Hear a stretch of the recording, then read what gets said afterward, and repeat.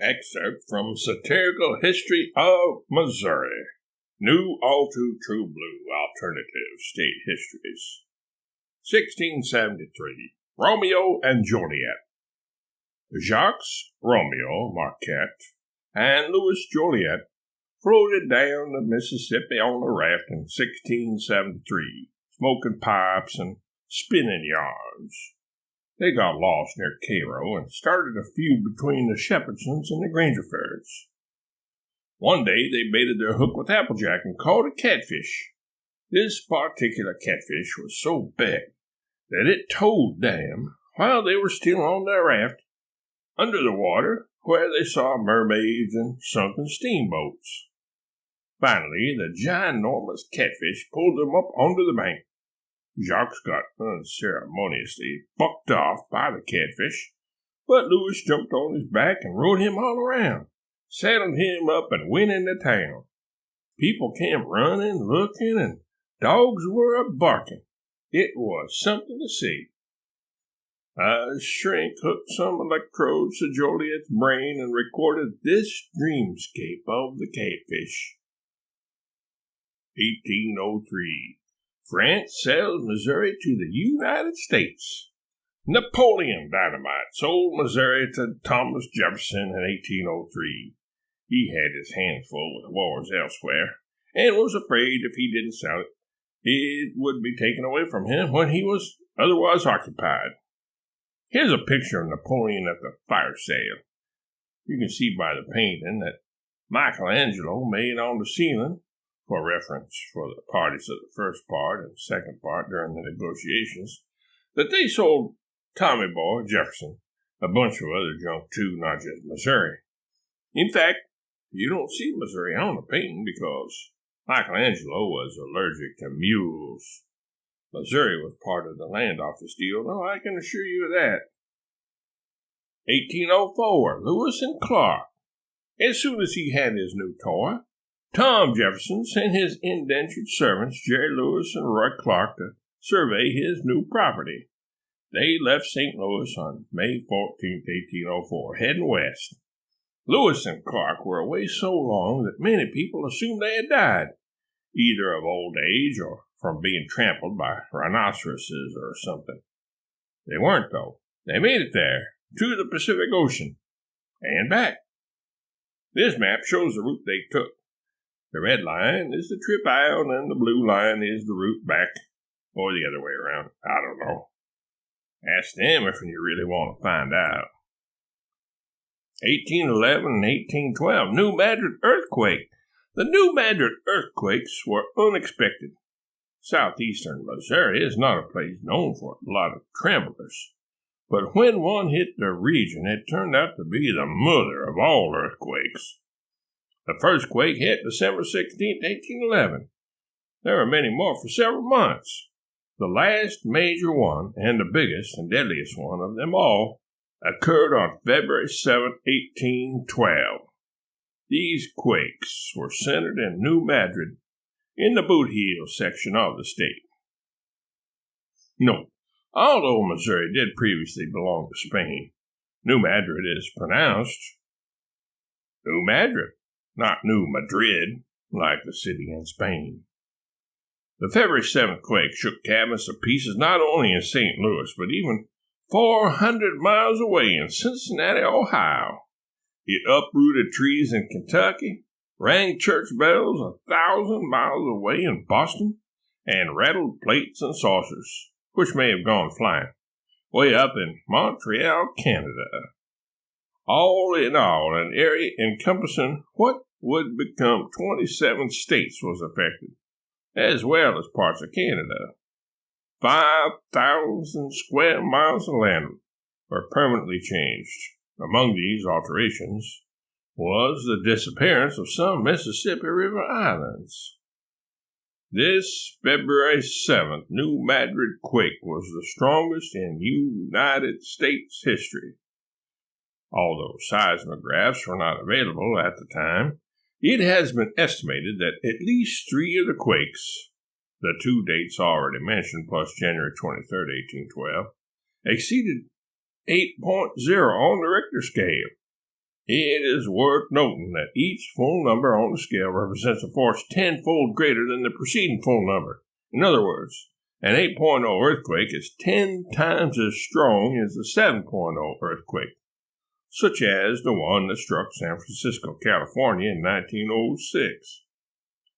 The power unleashed during that most severe quake was so massive that the 2,300-mile-long mighty Mississippi changed course, diverted water, one consequence of which was the forming of Reelfoot Lake in Tennessee, created temporary waterfalls that claimed several boats, which capsized when they plunged over the falls, opened up fissures below the river, which generated large whirlpools that sucked boats into its depths, killed dozens or possibly hundreds of people, even though the region was sparsely settled, and even caused the Mississippi to flow backwards for a time.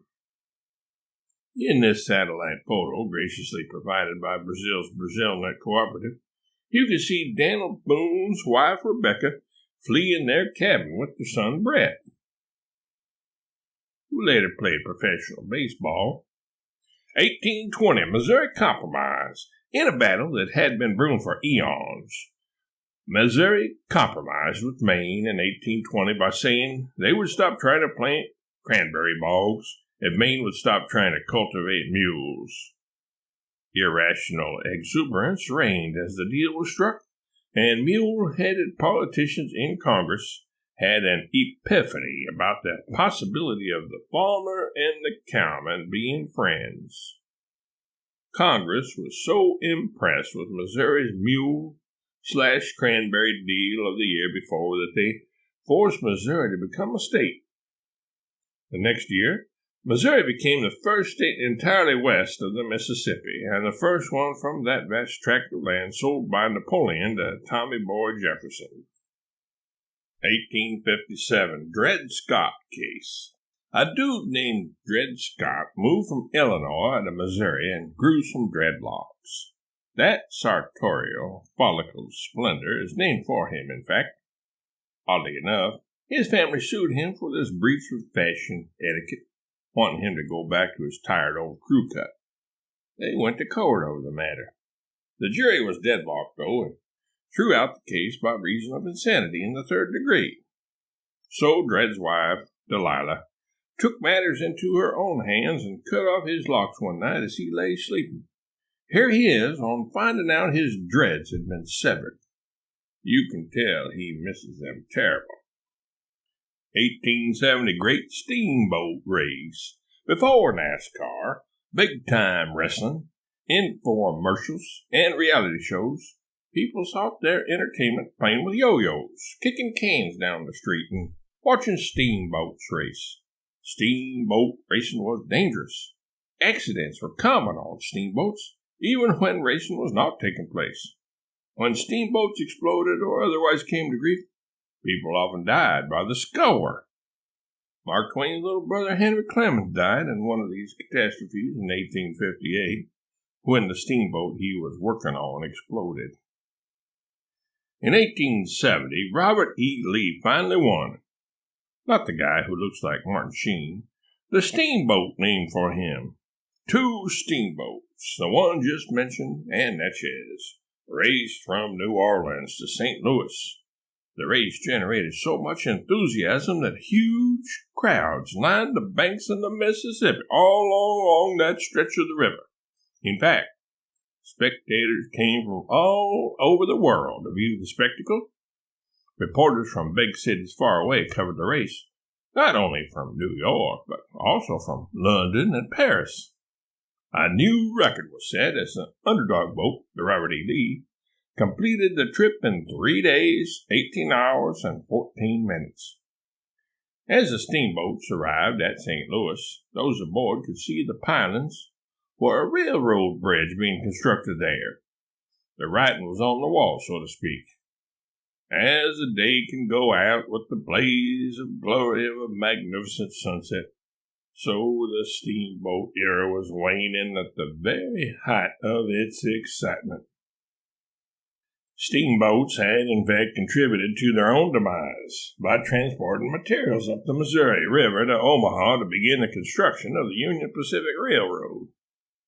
A century later, Canadian Robbie Robertson wrote a song called "The Night They Drove Old Dixie Down," which namesakes Robert E. Lee. Joan Baez sang a beautiful and very popular version of it. Note, that winning time of 3.77 days. Today, you could travel from New Orleans to St. Louis by car in about 10 hours. 9 times faster than the Robert E. Lee did in 1870. 1882. Jesse James killed. In 1882, the outlaw Jesse James was killed in St. Joseph by Bob Ford, a man who Jesse knew well and sometimes hated. Actually, Jesse trusted Bob until he heard the cocking of the pistol behind him as he stood on a chair to straighten a picture hanging crookedly on the wall in his home. Homicidal maniacs can be finicky about home decor. In a quirk and twist of history, Bob Ford happened to have been the owner of the theater in Washington, D.C., where Abraham Lincoln just about left his head off when John Wilkes Booth streaked across the stage. Here's Jesse making a fairly decent start on a neckbeard. 1904, World's Fair in St. Louis. The World's Fair took place in St. Louis in 1904.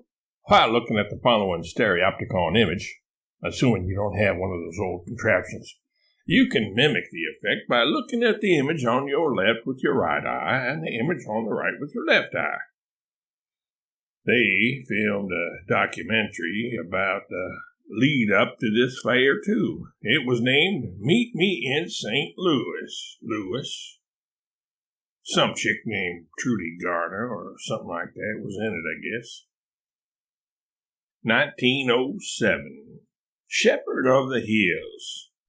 Harold Whistle Wright's Shepherd of the Hills was published in 1907.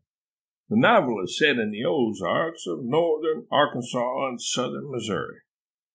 Just like Meet Me in St. Louis, Wright's book was immortalized in celluloid. Here you can see 2 of the supporting actors in Shepherd of the Hills, Carey and Duke Snyder.